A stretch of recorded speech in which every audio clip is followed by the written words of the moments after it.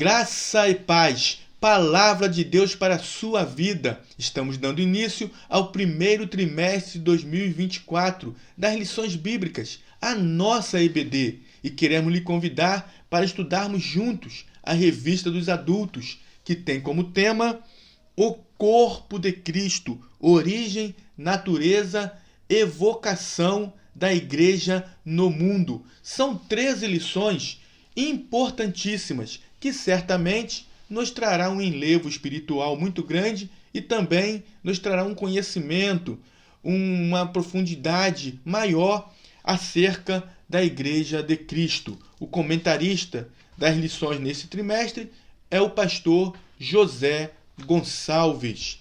A lição de número 1, datada para ser ministrada no dia 7 de janeiro de 2024, tem um caráter introdutório.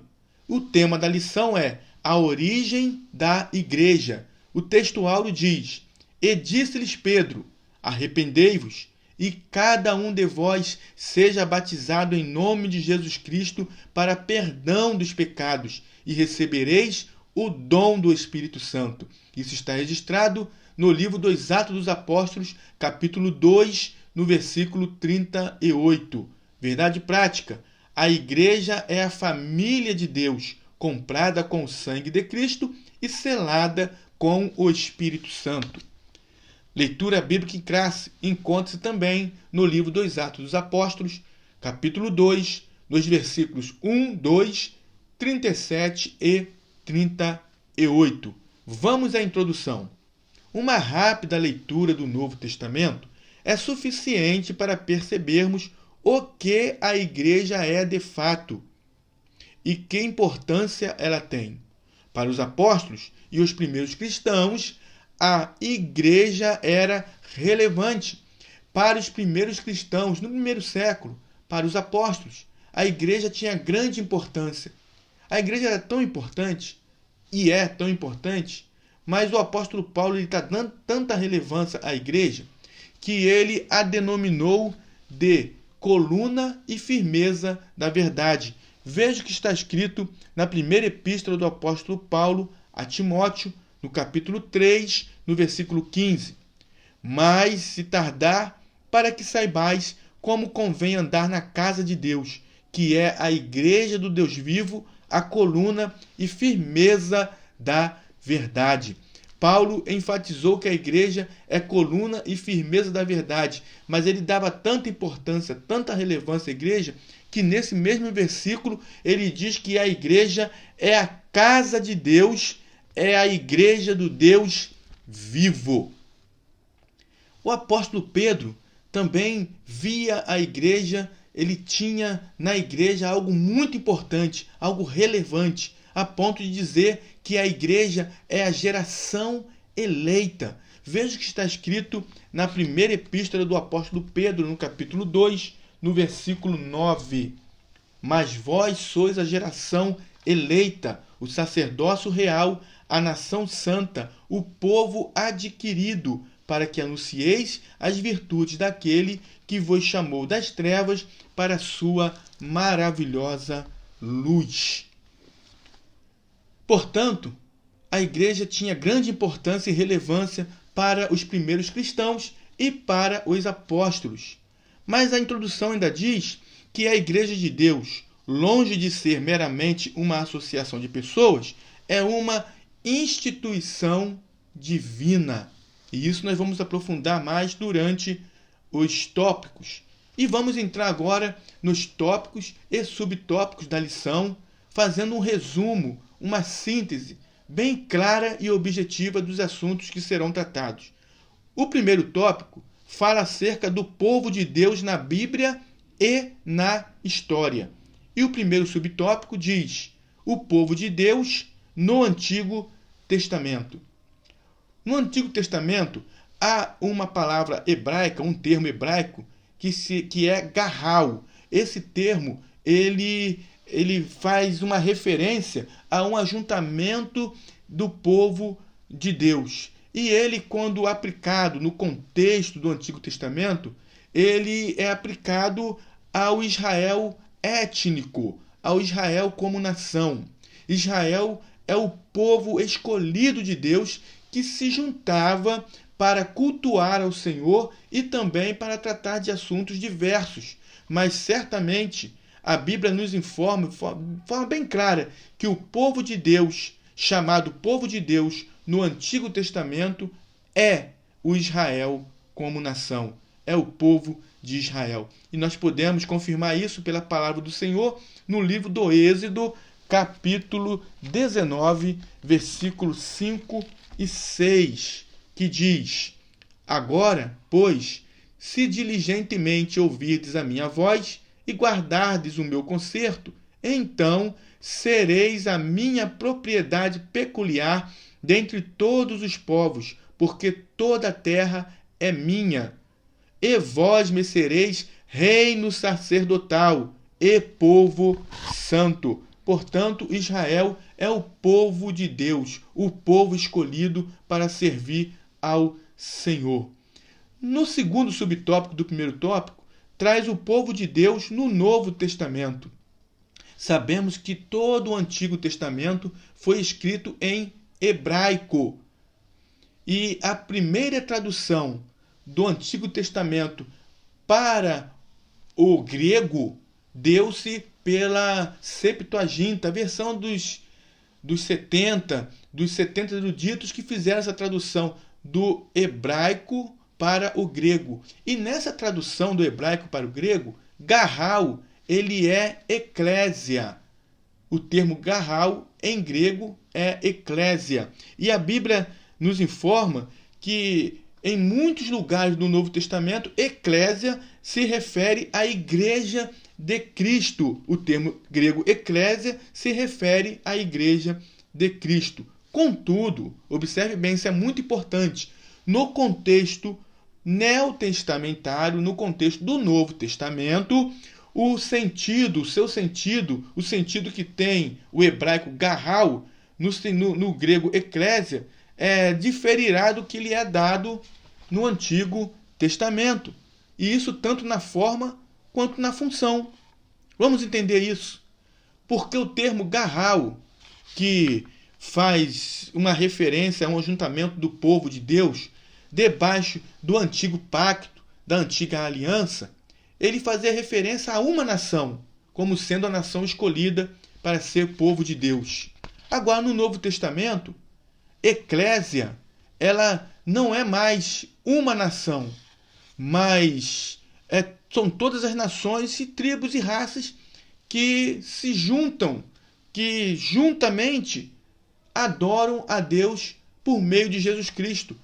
Veja o que está escrito na lição. Não é apenas uma raça ou nação, mas todos aqueles de diferentes raças e nações que foram comprados pelo sangue de Cristo. E isso nós podemos ver na carta de Paulo aos Efésios, no capítulo 3, versículo 6, também em Atos dos Apóstolos, no capítulo 20, no versículo 28, e também em Apocalipse, capítulo 5, versículo 9. Vamos ler Apocalipse, capítulo 5, versículo 9. Diz assim a palavra do Senhor: E cantavam um novo cântico, dizendo: Digno és de tomar o livro e de abrir os seus selos, porque foste morto e com teu sangue compraste para Deus homens de toda a tribo e língua e povo e nação. Portanto, o povo de Deus agora, sob a nova aliança, no novo pacto, no novo concerto, não é mais uma nação, não é mais um povo que for escolhido para ser o povo de Deus como nação, não. Agora, o povo de Deus, a igreja, ela é formada tanto por todas as nações, como também todas as raças, tribos e, enfim, tanto o judeu convertido a Cristo quanto o gentio convertido a Cristo são o povo de Deus, que formam a igreja. Como que é formada a igreja? A igreja é formada por todos aqueles que aceitam a Jesus como Senhor e Salvador. E tanto judeus convertidos quanto gentios, quem são os gentios? Os gentios são todos aqueles que não pertencem à nação de Israel. Todos os judeus convertidos e os gentios convertidos quando eles se convertem a Cristo, eles formam agora um novo povo. E este povo, esse novo povo de Deus, é a igreja de Cristo, que ele a comprou com o seu próprio sangue. Vamos ler Efésios capítulo 3, versículo 6. Carta de Paulo aos Efésios, capítulo 3, versículo 6, que diz assim: a saber, que os gentios são co-herdeiros e de um mesmo corpo e participantes da promessa em Cristo Jesus. Co-herdeiro significa ter os mesmos direitos, são herdeiros ao lado, são herdeiros tanto quanto os judeus que aceitam a Cristo como Senhor, o israelita, o judeu que aceita a Cristo como Senhor, os gentios também que aceitam a Cristo como Senhor, todos esses fazem parte de um mesmo corpo e são herdeiros da mesma promessa em Cristo Jesus.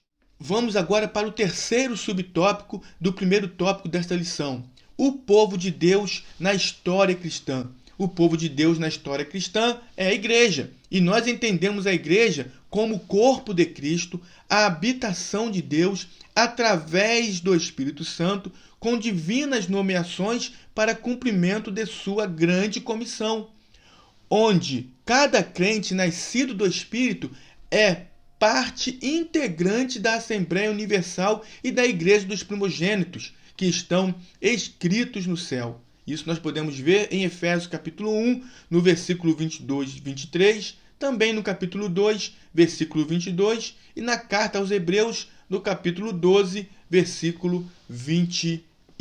Vamos agora ao segundo tópico desta lição, que trata acerca da igreja como criação divina. E o primeiro subtópico fala da igreja como o ideal de Deus. Desde a eternidade, a igreja estava no coração de Deus e foi idealizada por ele. A igreja sempre esteve no coração do Senhor. Lá no eterno passado, já havia a igreja, já estava no coração, já estava sendo idealizada por Deus.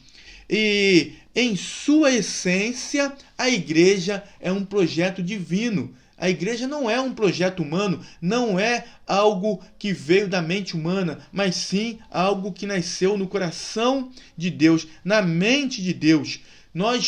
A igreja foi eleita antes da fundação do mundo, conforme diz Efésios capítulo 1, versículo 4. Veja o que diz: como também nos elegeu nele, Cristo, antes da fundação do mundo, para que fôssemos santos e irrepreensíveis diante dele em amor.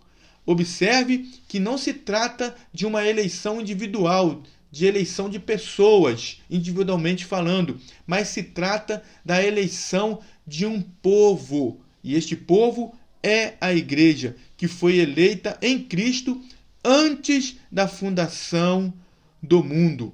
O apóstolo Paulo, ele fala acerca de um mistério que esteve oculto em todos os séculos. Durante séculos, esse mistério esteve oculto. Não foi revelado durante a antiga aliança, durante o Antigo Testamento. Mas agora, vindo a plenitude dos tempos, no Novo Testamento, este mistério que esteve oculto, ele é revelado. E esse mistério é a igreja. E isso nos leva ao segundo subtópico: a igreja como uma realidade concreta.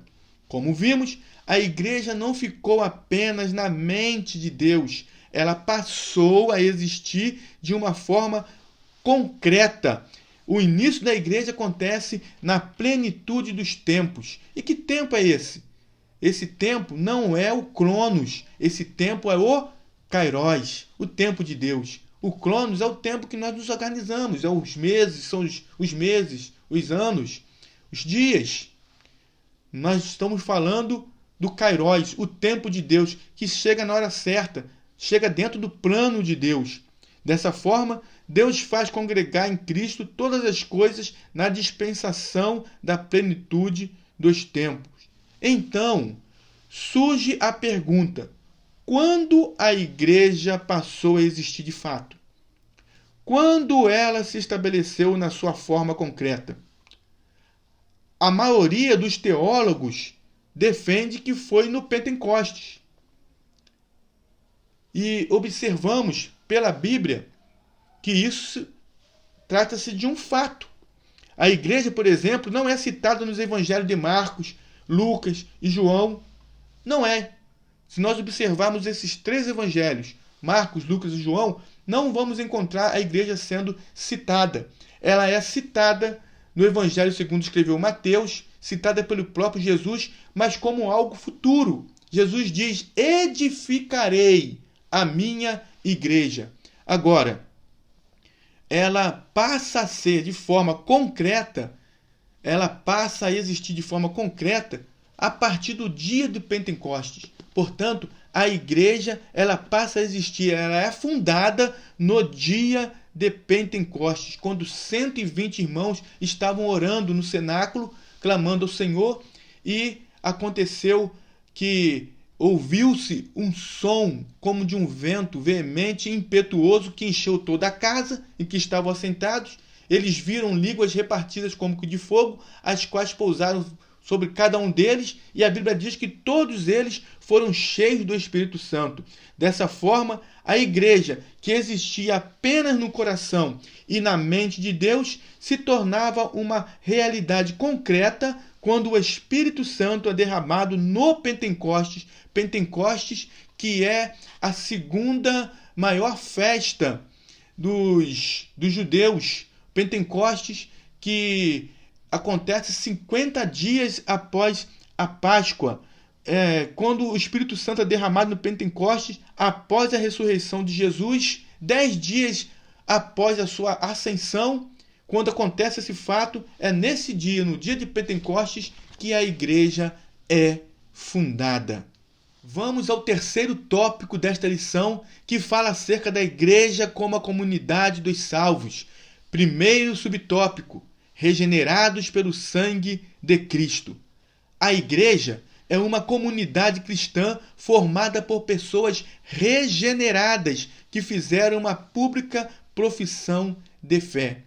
A igreja é formada por homens e mulheres que aceitaram a Jesus como Senhor e Salvador de suas vidas e foram renovadas e foram restauradas, tiveram a sua vida transformada. São pessoas regeneradas, pessoas que nasceram de novo. A Bíblia diz em João, no capítulo 3, no versículo 3 e no versículo 5, da importância do nascer de novo.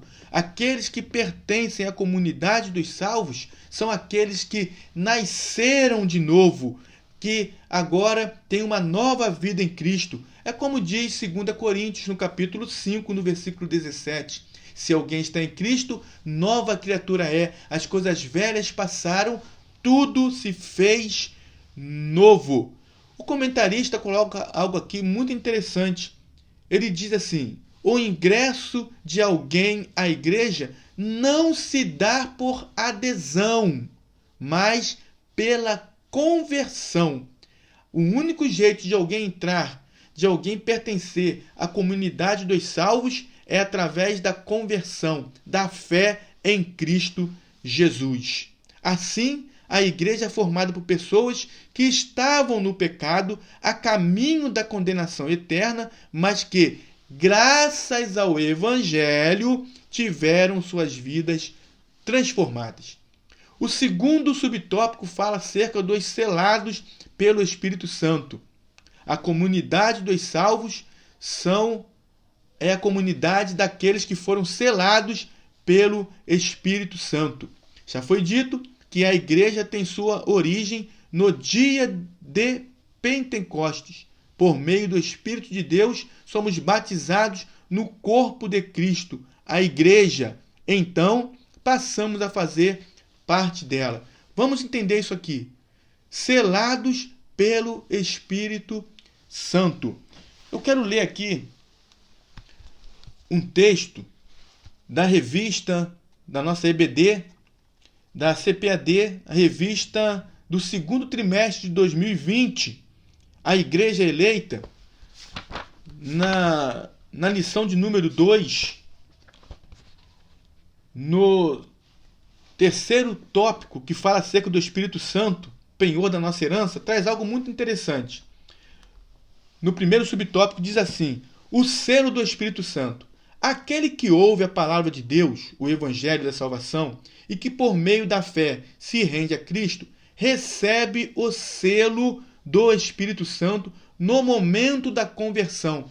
Ou seja, selados pelo Espírito Santo. Todos nós, quando aceitamos a Cristo como Senhor, nós recebemos o selo do Espírito Santo. O Espírito Santo passa a morar em nós. Nós somos morada do Espírito Santo, conforme diz 1 Coríntios capítulo 3, versículo 16, e também 1 Coríntios capítulo 6, versículo 19. Nós somos templo do Espírito Santo. O Espírito Santo passa a fazer morada em nós.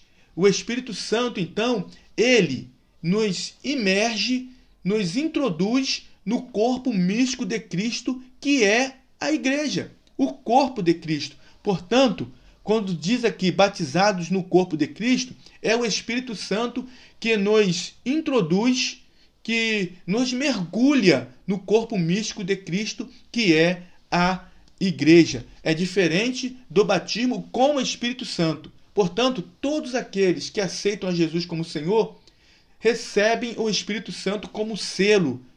Isso também indica que nós somos propriedade de Deus, fomos selados. Veja o que diz.